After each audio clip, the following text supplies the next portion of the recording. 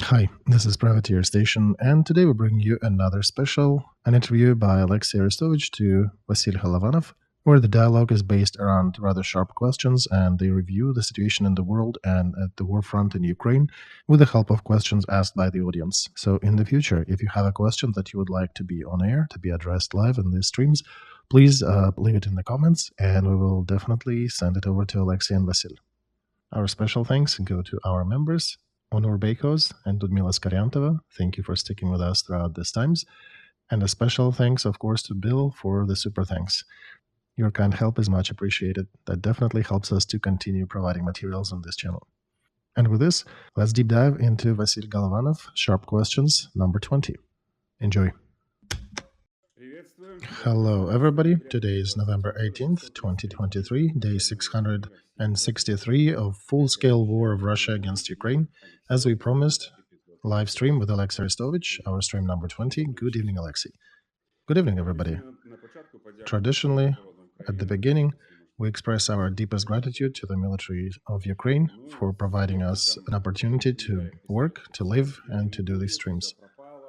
Those people who were panicking out in questions, they were saying that the streams are gone. Right, Vasil. Some people are saying that first Fagin dumped Arestovych, then Alpha&Omega, and now Golovanov. No, they actually were writing differently. They were saying that you kicked Fagin out, and then you kicked Alpha, and now you kicked Vasil. All right, so you're in line. Okay, so what we'll talk about today. Is it true that Alexei's visa to United States is annulled? Is it true that Putin is attempting to create another operation in Ukraine under the guise of Maidan 3? There'll be a lot of sharp questions further, but we cannot start with dessert, so we'll start with the regular questions. Questions to Alexei Arestovych. You can start writing what bothers you in the chat. I will be picking the ones that you wrote before, the ones that came earlier. I think there were about 500 questions under each. And obviously, I cannot ask all the 500 messages. A ton of words there, thanking Alexei for support, for doing the work you're doing. A good dose, a good measure of hate, of course, and cursings. Not surprising, right? Still not surprising. Everything as it was. So the first question, ask Alexei if he needs help. And if he does, how we as Ukrainians can help him. Well, thank you very much. I really appreciate. Didn't expect that. I'm usually doing things on my own. I need to give it a thought. Thank you. Alexei, everybody is lost. Whom to believe, whom to listen to, what to trust. Don't trust anyone but me. What important results from Biden and Xi meeting do you think can affect the gray support by China to Russia, especially in relation to oil? Look, there cannot be any serious outcome of these negotiations, of these meetings, because Chinese are not sure if Biden will stay in the White House a year from now. So they would not be signing anything serious at the get-go. They affixed the course. Chinese suggested to separate the areas of influence because it will be okay for both. And Biden said, no, you're dictators and I cannot share it like that. It would be better if you wouldn't threaten America and its allies. Then Chinese posed a question about Taiwan. America said, well, okay, we don't consider it to be independent. Then China asked further if America will maybe stop sending arms to Taiwan, and America didn't change their position. Of course, they will continue militarily supporting Taiwan. So nothing changed much. Xi Jinping is still sure in his power, but he is not sure that he'll be talking to Biden a year from now, solving questions. That's why they couldn't discuss anything serious. They confirmed the course of, I would call it constructive confrontation. Xi Jinping suggested to walk away from any confrontation, and of course not entirely sincerely, in terms of Americans should not be touching Chinese interests, and China, of course, will be touching American interests whenever they please. And Biden, being straightforward chap as he is, he basically told him in his face that you're a dictator. I frankly almost choked when I heard that phrase, because in the East, the loss of face is a very serious thing. And I don't know how Chinese didn't bang the door and leave. Well, not exactly to his face. That happened after the meeting, right? Right, but still. Exactly. The seat was still warm after she. But yes, this was a very bright story. It did not help for any success or any outcome of this meeting. So about the meeting of the leaders of United States, regardless of last names, with the Chinese as well. So that topic of big war between China and United States. Oh, the threat is still there. It's still in perspective. Both sides are preparing for it, and they started their agenda with "we don't need to fight." And when do people say that they don't need to fight? When the threat of war is actually real. And that's the speech that Xi Jinping started with. So both sides are reviewing that threat as real. It has not become smaller, but it didn't grow bigger as well. So they're going as they were. So United States did not sign a package of aid neither to Ukraine nor to Israel. What does it mean and what's probable outcome? These are internal squabbles in American politics with a very definite colors of pre-election campaign. Republicans are ready to vote for these packages only if Biden will exchange it for continuation of building of the wall between Mexico and United States, because Democratic position is to keep this border open. So will he go for this or not? We don't know. But he is facing a very difficult dilemma, because some observers basically mean that he will have to bury his chances at coming elections. They put him in a fork position, basically. These are the same people who started his impeachment. They're really pressing him rather hard. The voting is being pushed further out. American analysts are saying that it probably is pushed from the middle of December to beyond January 17th, which means serious issues for us, because that practically means that we'll have to unseal our gold reserves, as our economists say, and that means a lot of unpredictable difficulties. I'm also not saying about the perspective of lack of military aid in that period for us. So we are in a strategic stalemate as Ukraine.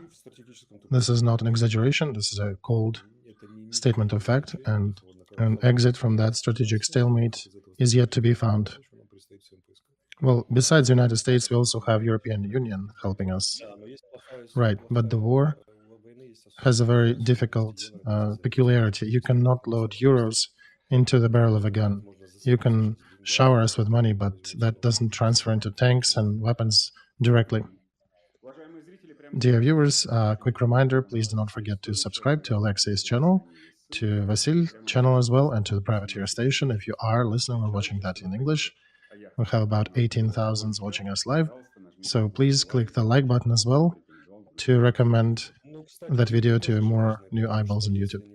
By the way, money is also important, because if we don't have money, we will not be able to pay salaries to military. And both sides are important. As far as I know, the money of Western allies do not go directly to the salaries, right? Right, but they'll have to reconsider that in the budget, whatever is left from it. And if they'll uncork the golden reserves, and if you really will be giving the proper dues and proper salaries to military, which, by the way, are now running late in Ukraine, then social payments and pensions will slow down in Ukraine. Is there a threat to the course of hryvnia in this case? Yes, of course. They'll probably have to restart the printing press again. I'm not too much of an economist, but I think that's an obvious conclusion. Alexei, can you please describe the portrait of your elector, of your supporter, separately on the party line and in general? Okay, let's announce one more thing before we go with questions. We were supposed to announce another fundraiser. Vasil is usually collecting money for drones, and I do the fundraisings for dedicated military detachments. So we don't want to run a conflicted message under this video. That's why we'll do it this way. Vasil's video will have a link to his usual fundraiser, and when this video posts on my channel on Sunday, I will have a link to the special brigade that asks certain questions from me. So we won't confuse you guys. There'll not be a running line at the bottom. Just go check in the descriptions of the video, and it has or will have the link to the wallet. Regarding the picture of the voter, I am not sure. There's going to be a nuance between parliament and president elections, but I would say that my voter would be a person with high education, who understands a lot about what's happening, who has a strong demand for a free country, for letting the creative powers in the country flow, and creating an opportunity not for the well-connected, but for the talented ones. And there are a lot of people like that. There is an impression in the media that there are a lot of people against me because there are a lot of people screaming against Arestovych, but normal people don't usually scream. They're strong when they go and vote. So that yet remains to be seen, the actual proportion. And we definitely will be awaiting for your help in the voting booths when the time comes. Thank you for your patience. All right, about the fundraiser you mentioned, we'll remind it once more a bit later. But just to confirm, there'll be a separate fundraiser. One fundraiser is from me for the drones. It's already now under this video in this chat. And on the Alexei's channel, there'll be a different link to a dedicated brigade. But of course, we are doing a joint war effort. We're just doing two separate fundraisers for different asks.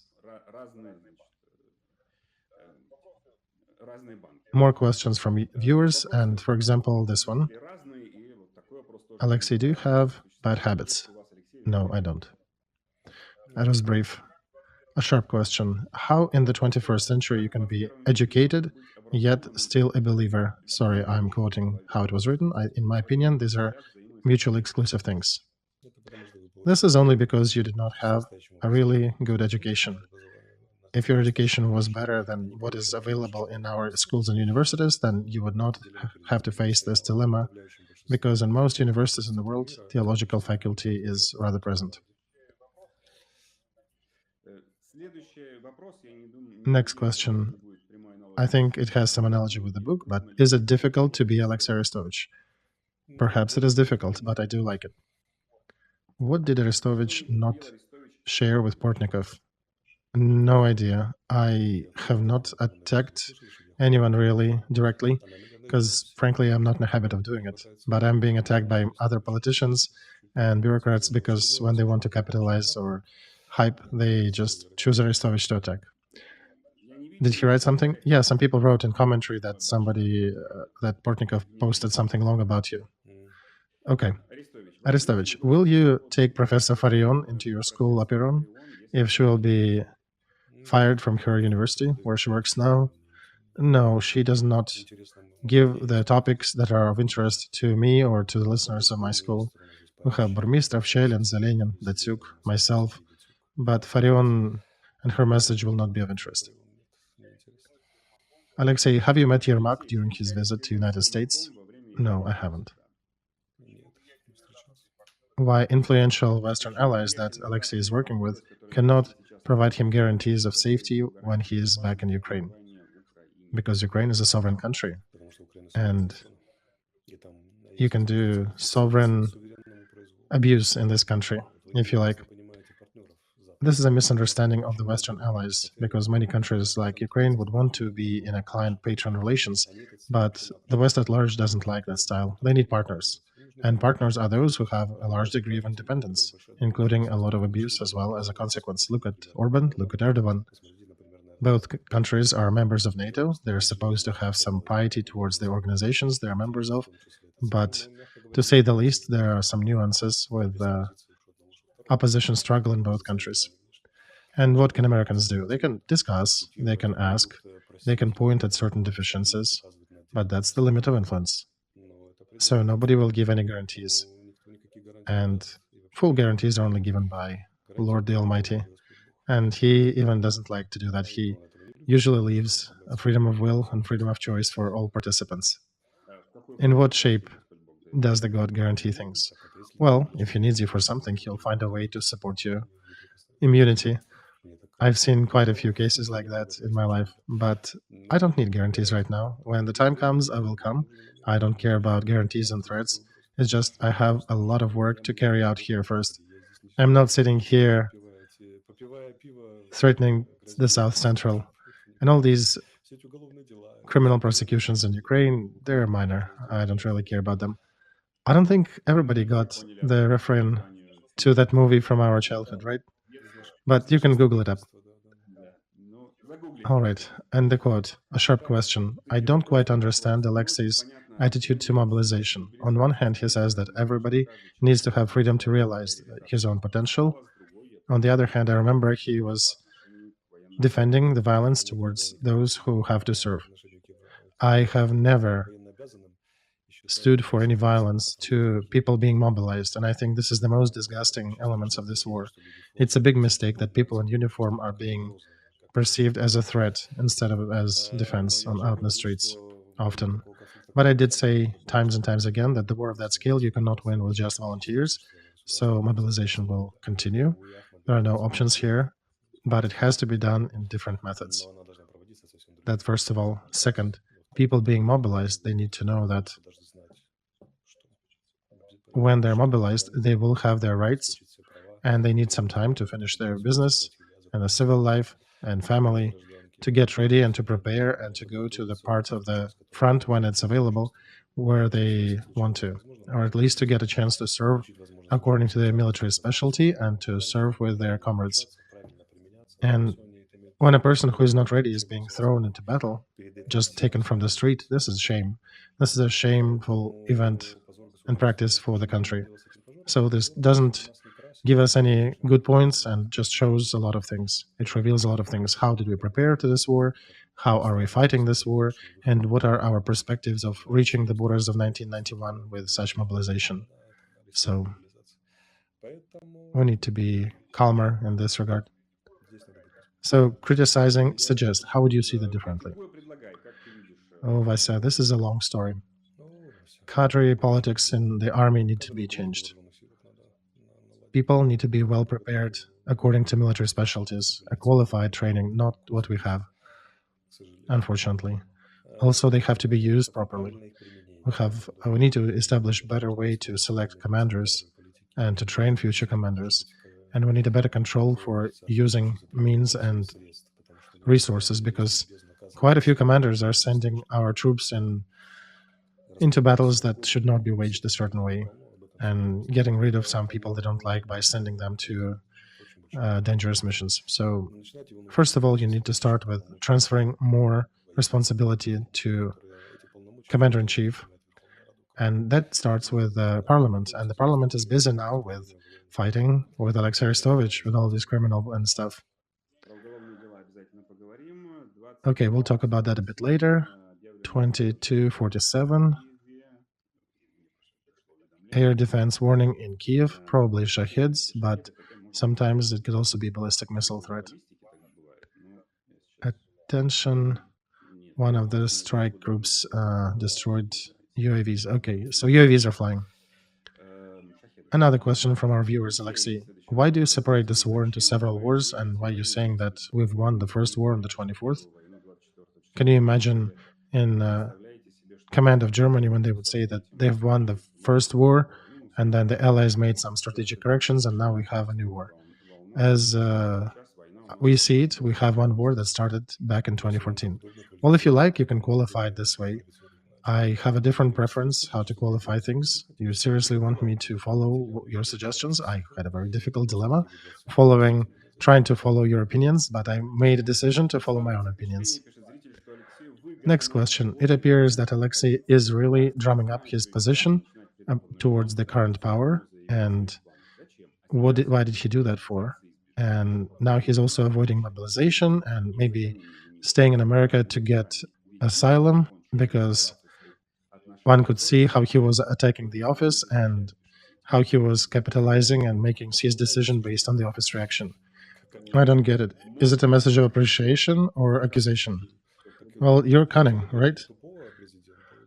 Would you like to have a dumb or a cunning and smart? Think about this. Alex, remember we agreed that we're in a live stream?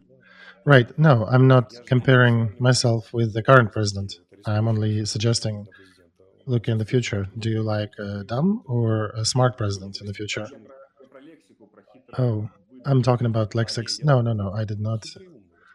I did not use any cuss words. It maybe sounded like this. My nose is a bit stuffy. I was ill for a couple of days with a high fever. What happened? I don't know, something, got some bug, maybe even COVID. I didn't do the test. I had it twice, so I don't think it is, but probably some serious flu. And that's why we did not have any streams last week and all these scary questions. Wait, come on. we're keeping the intrigue here about sharp questions. So you've been missing the last 7 days, and people are asking questions if you will stay with Golovanov or you will not be anywhere. And maybe it's the final and last stream of Alexei. No, that's not enough drumming up as the final stream. And then we could say, we should have announced it like a week in advance, saying it's a final one. And then we could play and say Arestovych keeps lying, right? So it was fake. Right, like some artists do. The last tour, right? The fourth or fifth tour around the globe. All right, next question from the viewer. What do you think about Nebenzia and Simonyan from Russia quoting you in United Nations and in the media? So what? How do you treat that? Very calmly. Why should I be reacting to that? Well, people are saying that Russian propaganda is using your thesis, and Russian government machine is using some of your statements. All right, so if, for example, now in the Moscow media, they would have said that it's a different time in Kyiv than it actually is. Should we be addressing it? Why do we need to address their statements? All right, if Yuri Dudь will turn to you with a request for an interview, will you agree? He already did. We have a preliminary agreement. Why there is no interview still? There are some technical issues. They said they need to prepare for that. Okay. Do you have creative meetings with your supporters in the United States? Probably yes. We do have some requests, and I think we'll have a couple of these meetings. And in the United States, you can gather people in large groups without that being a threat for people's lives. In Ukraine, many people did ask me to gather and to answer questions, but it's always a threat with missiles and shaheds and everything, right? Yeah, it's active war. Remember in Chernihiv how UAV specialists gathered for a conference? Once again, professionals should always have a heightened sense of danger, and I don't want to risk people. Alexei, at the beginning of war, in a conversation with Bykov, you said that you predicted that you'll be accused to be a traitor. What will happen after? Oh, the triumph and return of the king. Everything following the script. Moshe asking from Haifa, Israel. Do you have sympathizers of your political ideas in Israel? Are they anywhere online? Because I would want to join with them, and I think it's time for a movement like this in Israel too. Well, I would not want to dabble in Israel political affairs. It's your internal matter, so I would not be giving recommendations, but I can say that in my school, Apeiron, there are a lot of Israelis studying who are actually good friends. So if you can go there and take one module or one seminar, you can actually befriend people. Everybody knows each other. And I actually have about 20 couples who married since the beginning of this school, maybe even more. And given that there are people from 54 countries of the world, then in every country there is a little community, and it exists in Israel too. I would not be advertising it, but you can go and check it. Alexei, I didn't know you're also a matchmaker. Yeah, it happened like this. An accident, sorry. Next question. In your scenarios, Ukraine for 2024, you did not consider an opportunity of our inner political crisis in Russia that can also affect the scenario of the war. Do you think it's less likely? Well, of course, there can be black swans and stuff, but I think they probably have another year and a half till the serious crisis. But there was a very serious bell recently. I think Levada Center, their sociology research, for the first time, the total number of people not in favor of special military operation, as they call it, exceeded the number of those who support it. This is a very serious alarm bell for them, and they're aware of it. Russians know about it, and they're working with it. So when I'm asked why Russia would go and negotiate, they are going to that point. They have internal processes that are happening, so they will get to this point. I think they're rather already, actually. When you're saying Russia will go to negotiate, you're not using the word Putin. Do you suspect he will not be part of it? People with the most foresight will, and Putin will go, I think, too. He has got enough foresight in this regard. Viewers are asking why the wars are inevitable, why humanity keeps fighting. This is the nature of human, unfortunately. As strange as it is, civilized humanity, Europeans have got rid from hunger in 1947. I think the last one was in Ukraine. The other parts of Earth still suffer from hunger and 1.5 Holocausts, roughly, about 9 million people a year dying from lack of food. And back, take it tens of thousands of years ago, the food was hunting you. You were not going to a supermarket to buy food. So human was born as breakfast on this planet. We have no teeth, no claws, no strong muscles. We cannot resist strong cats or wolves or bears alone. We could only win when we're joined together. We have paradoxical neurotic relation to each other, a very strong one. We cannot survive without another person, but he also is eyeing our limited resources that are supporting our survival.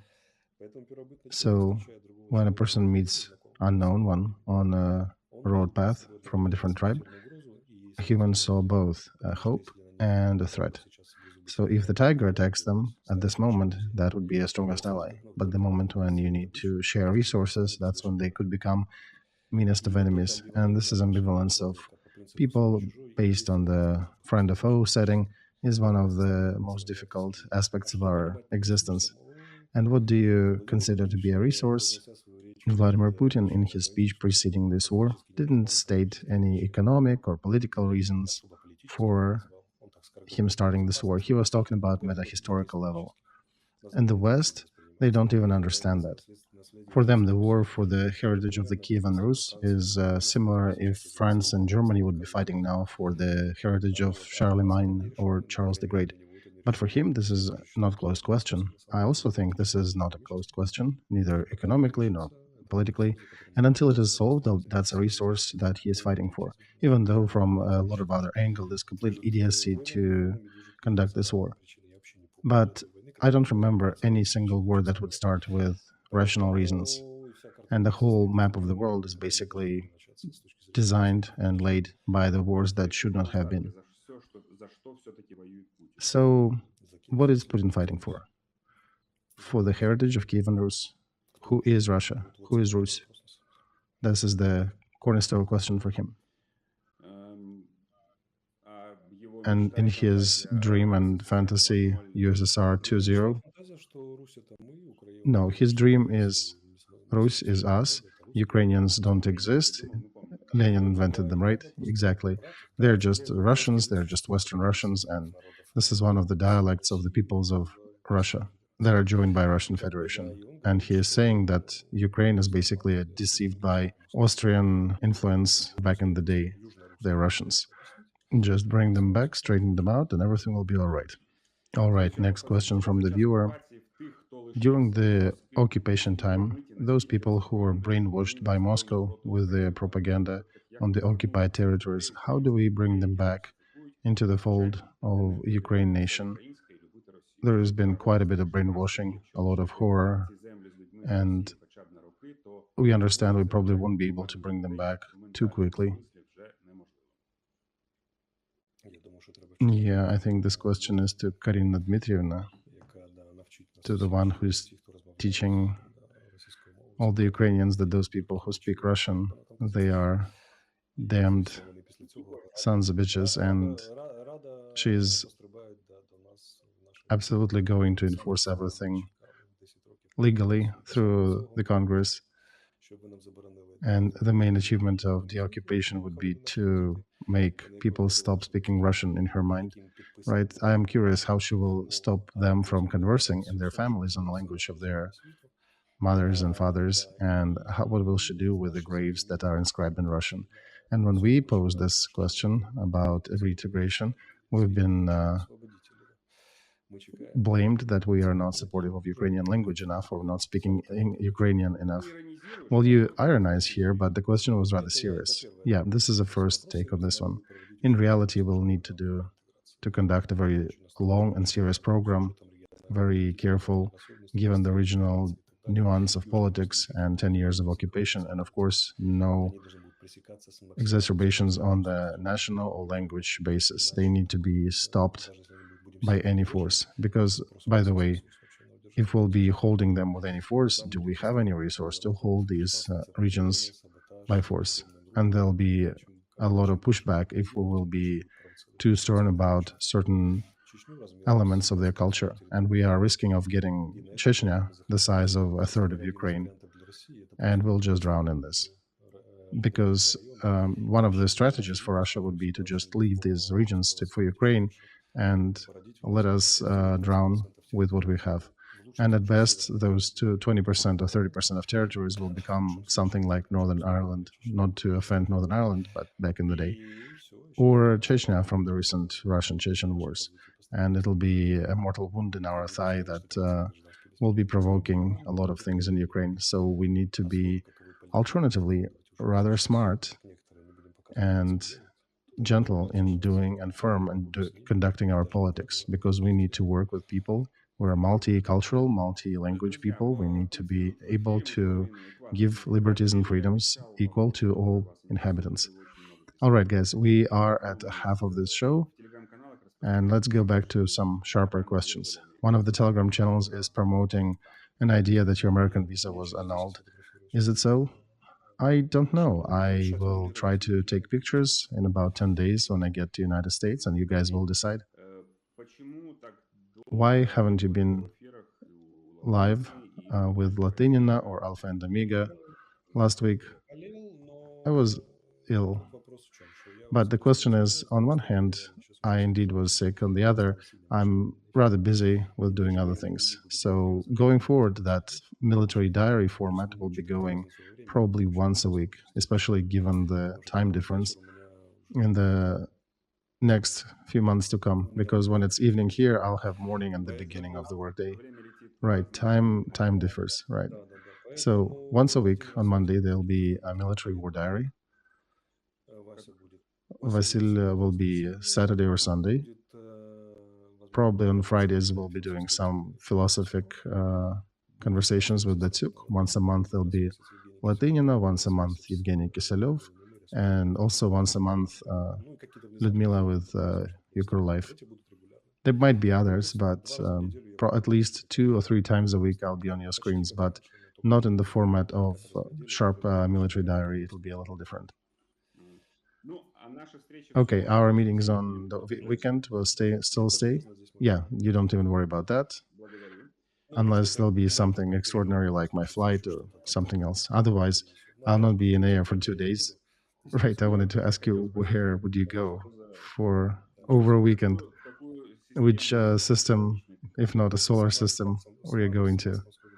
Right, I'm approaching Musk and Mars, so perhaps Mars. All right, another question. The criminal case in Ukraine, not the first one. What do you think about that? What are the perspectives of this case, do you think? This is rather hilarious for me. When people have nothing else to do, let them entertain themselves this way. Well, these are not just people, these are people's deputies of Ukraine, the congressmen. Well, if they don't have anything else to do, this becomes just double more hilarious. What are the perspectives of this case? When Alexei returns back to Ukraine, he gets arrested, or what's happening? Well, there are Telegram channels that are peddling these things, and we know for what ideas. And I will remind once again that until the sentencing of the court, the person is not guilty until charged. So I would even see which Ukrainian court would even take that. So that's rather hilarious. And there are some interesting limitations. You did post that your attorneys are not getting enough resources there, enough support. Oh yeah, that's true. My attorneys, when they send documents to appeal certain decisions and to start a counter proceeding, they're just being denied that. So I think there is a certain mark next to my last name, but I'm also curious as to which person in our power can actually affect court system like this. But I don't want to advertise these proceedings. It's a long story. There is still a way around. You just send it to the court system and you win it eventually, but it takes a bit of time. The process has been started. I'm communicating rather busy with correspondents of world media also. And one of the first questions they field is actually, are they mad, Alexei? Because they understand our situation impressively good, and very often better than many of the Ukrainian insiders, especially the ones wielding power. And for them, this, I can't even pick the right word, it's wild. They ironize about it. And the whole story is not really painting Ukraine in a good light internationally. They understand that this is a political prosecution, and they basically put it in that category, and that looks real bad. It is not even about Arestovych, it's just bad actions taken by Ukraine that actually is adding to my image technically. I remember, was it Akhmatova who said it about Brodsky? What a career are they building for our red-haired? So it adds my political score points, but definitely not aiding Ukraine at large. So if these political and criminal prosecutions will grow, you'll just have to be fighting them, right? Yeah, but it's a process. There is no reason to put me in jail without bail for any of those, especially the person who is in political opposition to the current regime. That'll be read very sharply across the world. All right, so imagine they jail me. What then? Nothing good then, right? Yeah, nothing good, but what else? And the regime of the dear president will be permanently affixed as dictatorship then. There'll be a political opposition representative sitting in jail. I don't think it'll give him more points and give Ukraine allies to give more aid to Ukraine. So this is a very uncomfortable story for the powers, and I sincerely advise them to figure this out. Of course, they cannot affect the judicial system, but I think they can express their opinion loud enough. And those congressmen who started some of these, they're not presidential party. Oh no, there are some. Remember that list of 29? There are some presidential members there. Well, I was looking for that list. Yeah, Pipa, she published that list as the person of a sharp wit. She published all of those who signed for that list. And the funniest thing coming out later that a bunch of them confirmed that some signatures were taken by deceit. I'm friend with one of them who came out later and said, yeah, I came to him and asked, dude, why are you doing that? What happened? And he basically told me that he was asked if he's against the Russian invaders or for them. And of course, he signed that he's against them. And apparently, I'm that Russian invader. And he, by the way, recalled his signature to his honor. So, we putting his last name here on that? No. Those who want to, you can dig it up. He knows whom we're talking about, and to his honor, he didn't fret and followed with his heart and opinion. Many people, unfortunately, are very weak. Remember when there was that wave against me? Many things happened. Monobank recalled a card with my face. Many people started coming out and saying that they are against Arestovych, and they always suspected he was a double-sided agent. And those are people with weak backbones. They're just following the crowd. So that congressman is a strong one. Does it touch you personally, the fact that it is? No, I know people's nature rather well. I'm looking at it rather calmly. All right, next topic that I announced at the very beginning. A statement that Russia is preparing a campaign to destabilize Ukraine. The main goal is to topple the Ukrainian power and to create a coup in the country. And Zelensky, in his interview to Bloomberg, mentioned that. He's saying that they're getting information from intel sources about the campaign Maidan 3, referencing the central square of Kyiv that was a center of rebellion a couple times in recent history. And last one was the one that expelled, supported by Russia, President Yanukovych, and installed a different political power. And that was followed by annexation of Crimea and Russian grab of Donetsk and Lugansk regions after that Maidan. So why Maidan 3, what that story is? And President is saying that for Russians, Maidan is a coup, is a turnover in the political system, and that's why they're calling it so. Remember the press conference in summer when Yuri Butusov was talking to the president? The president announced at this press conference is that there is a military coup being prepared in the country, and damned Akhmetov supposedly instigated that. I think Akhmetov woke up in cold sweat and very surprised after that statement that he's actually doing something. And you know, when power starts to lose legitimacy and influence, they start talking about the Kremlin plans and Kremlin influence and toppling. We're hearing that not from the first president, not for the first time. one of the features that characterizes Ukraine and us as a society is that every president here starts differently, but they finish in the same way, that our neighbor to the east is trying to break our system, and we need to become stern and fight them tooth and nail. So I did not start any personal attacks with the current leadership, right? Personal attacks is a bad approach of people who didn't have enough upbringing. And I started to criticize them creatively, proactively, suggesting different ideas, different ways to resolve it. And they took it personally and started attacking back my personality. And then when you put on layers and layers of the stupidity that was already done, you also put that Moscow circus plan of Moscow trying to topple anything here. You don't know whether to laugh or to cry. And those people who advise President to make the statement, they are serving him a really bad service. Well, he is referencing Western intel that also confirmed that information. All right, let me say that I have serious reasons to doubt that. Okay, so what can we do with hatred to people of different opinion that is breaking our society apart? It's very painful to watch it. Well, government needs to take an official position. They did take a position against Farion. The Article 161 is being used for the first time in its whole history of existence in our code. And my question is why? Why is it only used for the first time? And society very often follows the leader of public opinion, and very often that leadership is in actual power. So if the power is not taking any position, then people are considering it that yes, we can, and they continue. So the main blame is on the power, those people who instigate that, and on the official leadership. Because here, the violation of Article 161, and just to remind, this is instigation of hatred on any basis. This is technically a crime against person, and that's how it's qualified often.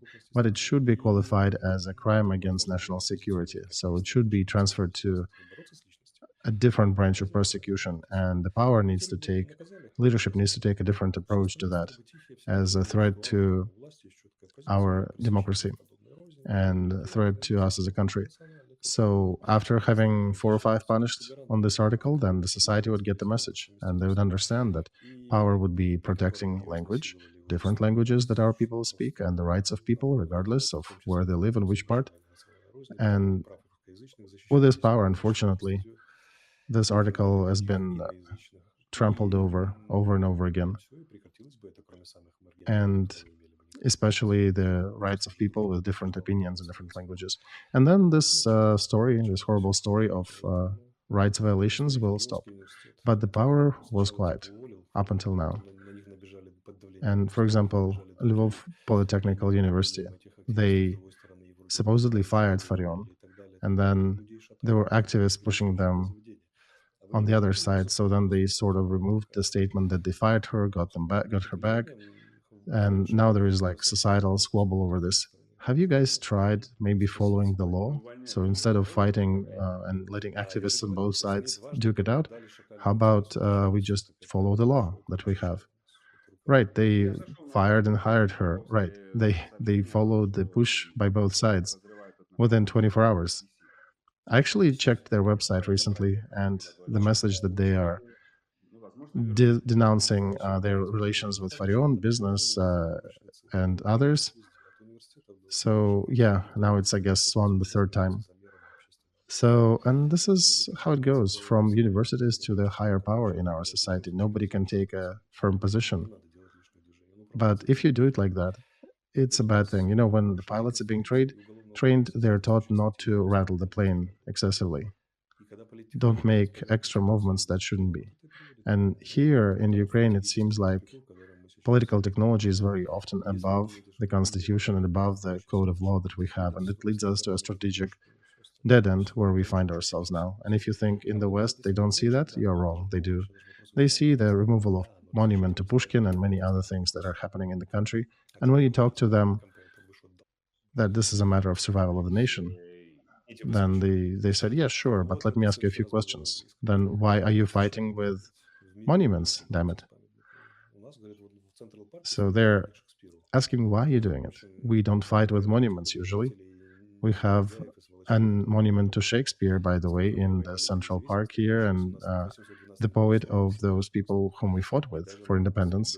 And then in 1812, they landed here again and actually destroyed some of the buildings, including the one where the Declaration for Independence was written, was damaged. So the monument is here, is not being removed. So I understand when the monument to Bolshevik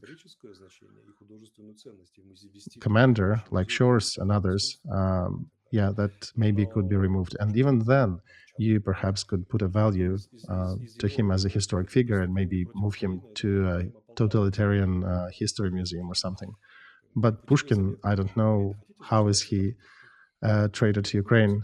From his literary works, it's maybe a poem about Poltava, very complimentary to Ukraine, or his travel notes, again, supposedly anti-Ukrainian, it's not.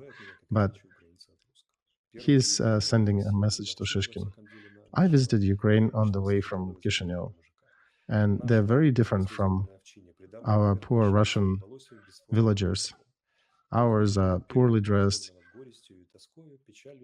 with a shapeless cap, smelling with sadness and lack of perspectives. You look at one and you think that life is real bad, and then you run away from this stinking cutlet to a Ukrainian, and Ukrainian is different.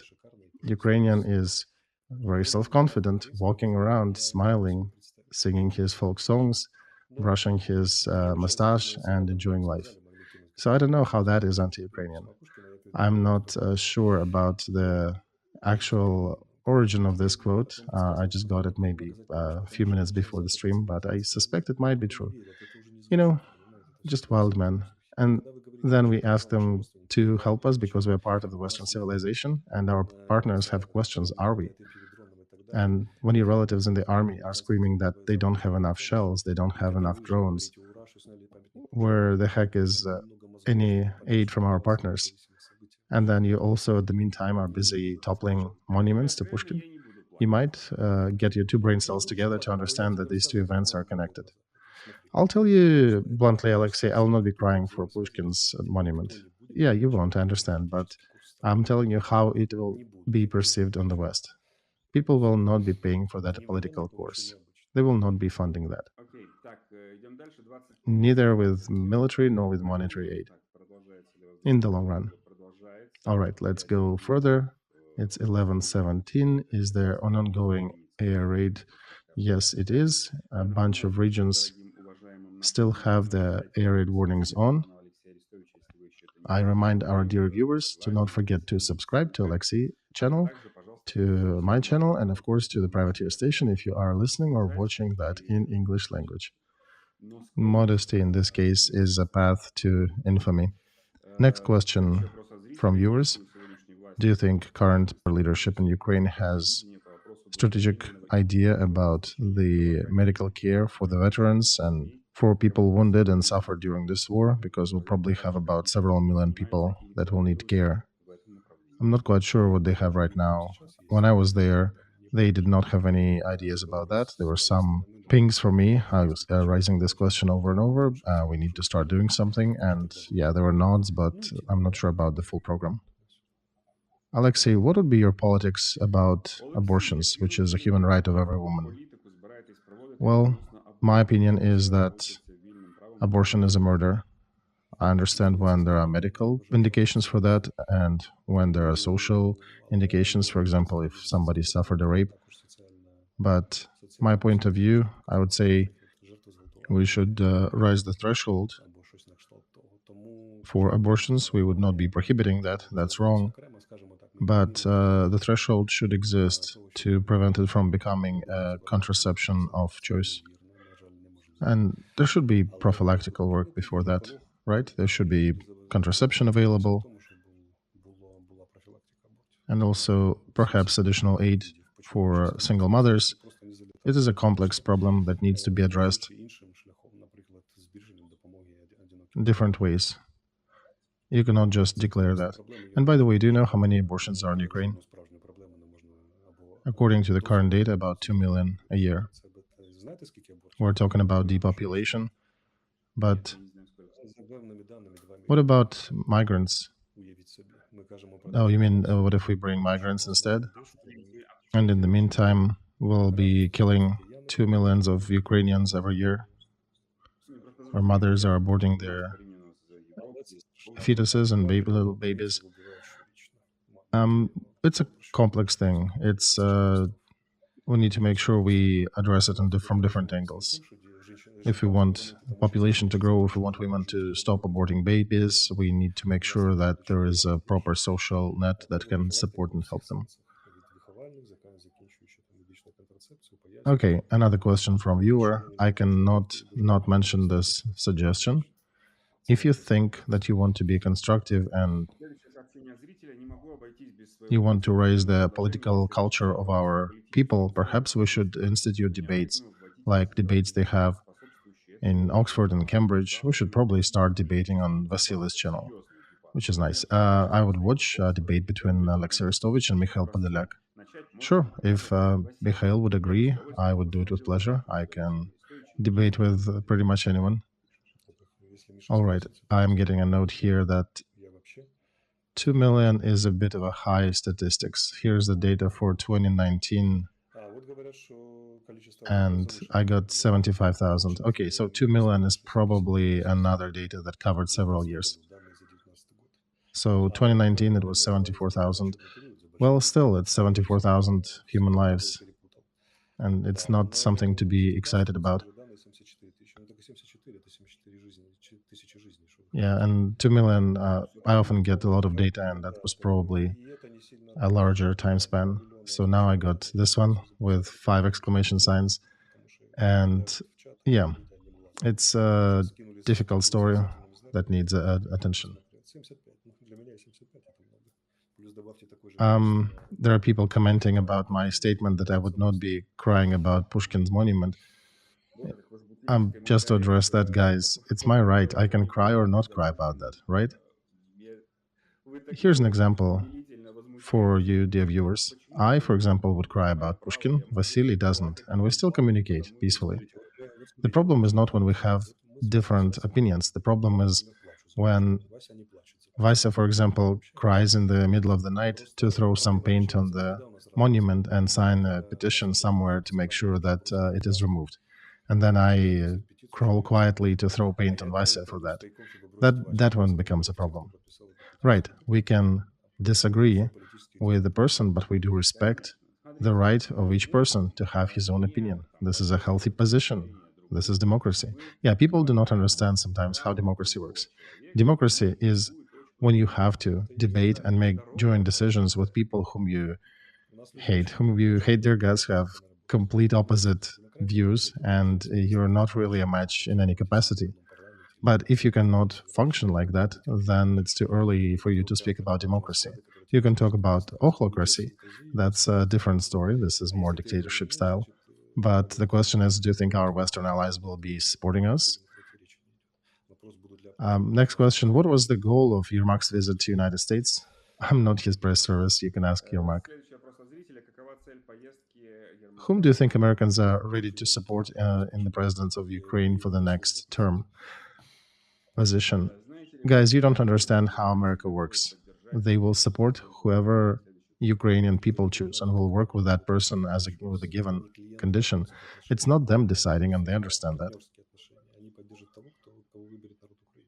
What will change for Ukraine if a year from now Republicans win in the United States? I mean, if Trump or not Trump, but yeah. Well, if Republicans will win, I don't think anything will change drastically.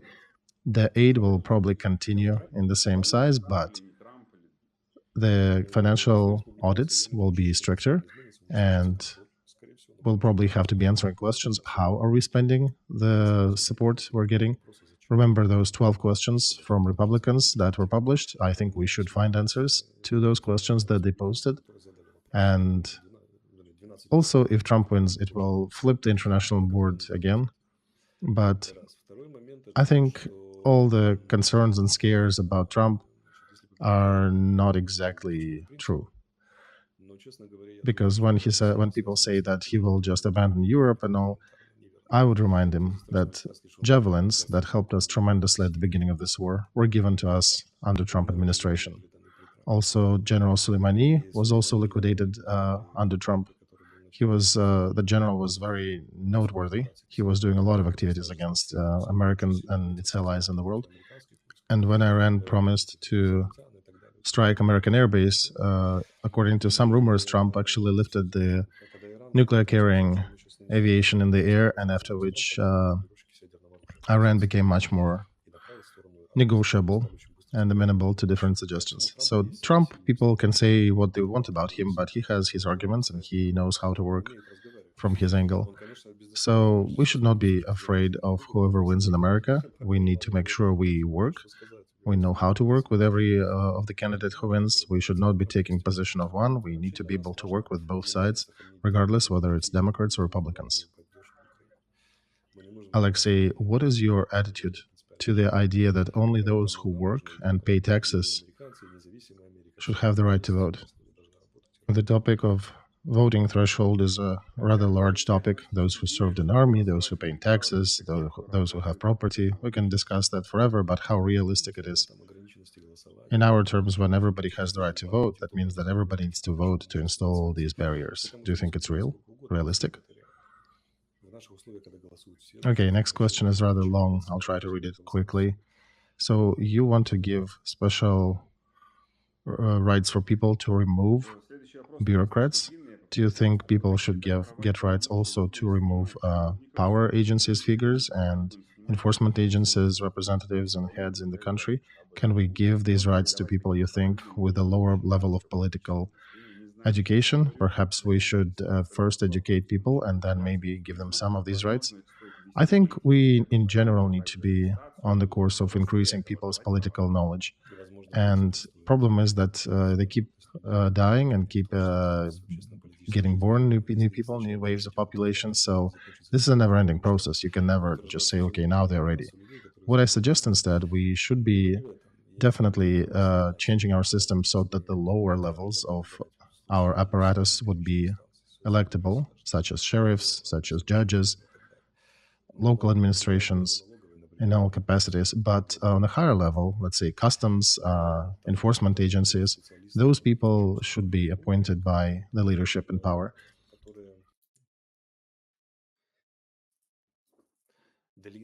My opinion is that those people who do not communicate with people at large and on the lower levels, they can be appointed. Those who communicate with their local electorate, they should be voted for.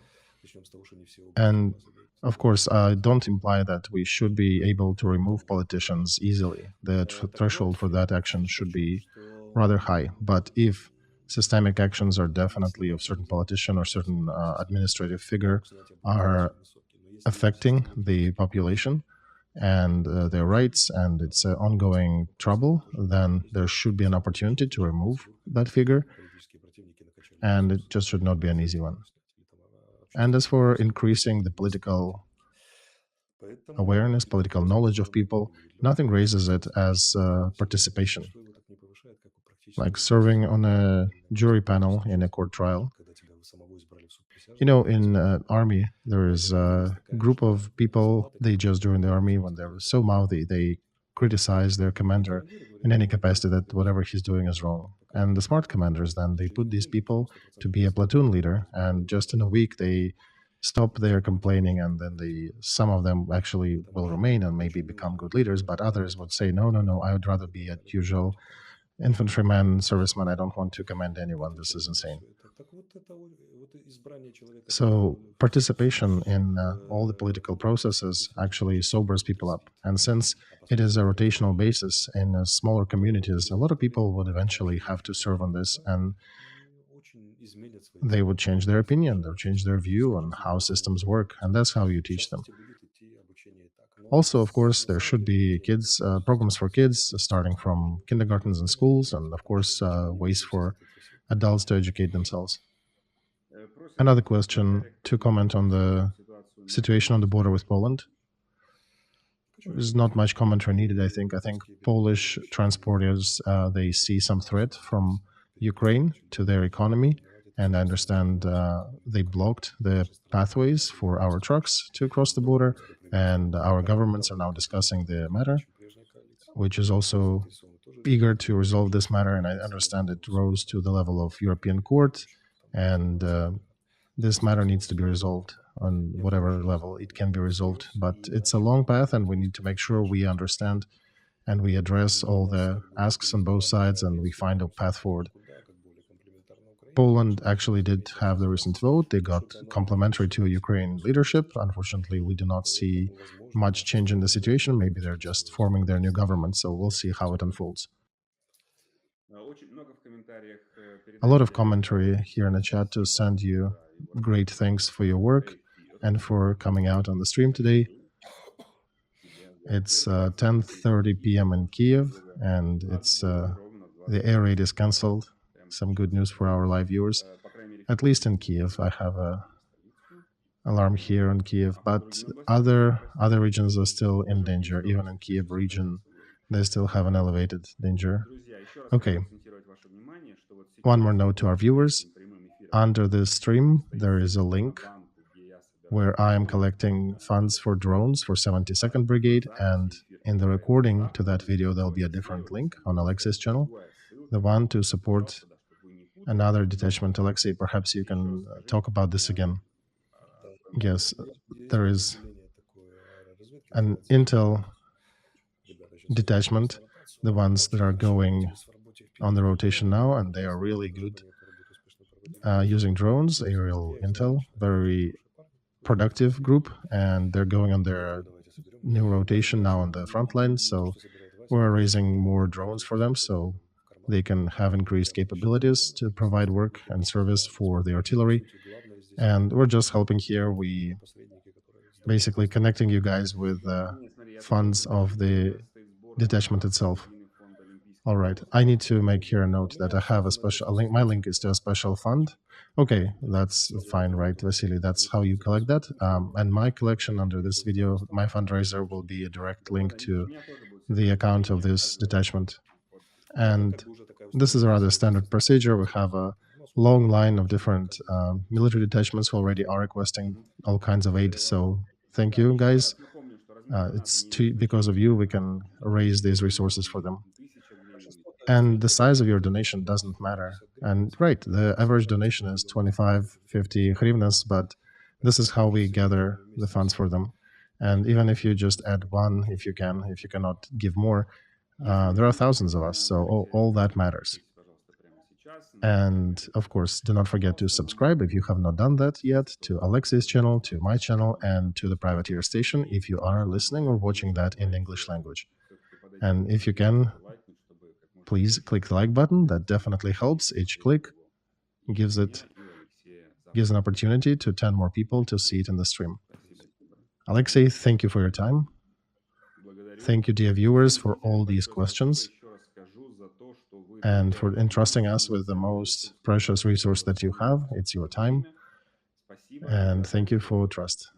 Thank you, everybody. Glory to Ukraine, glory to heroes, and till we meet again. Thank you. Goodbye.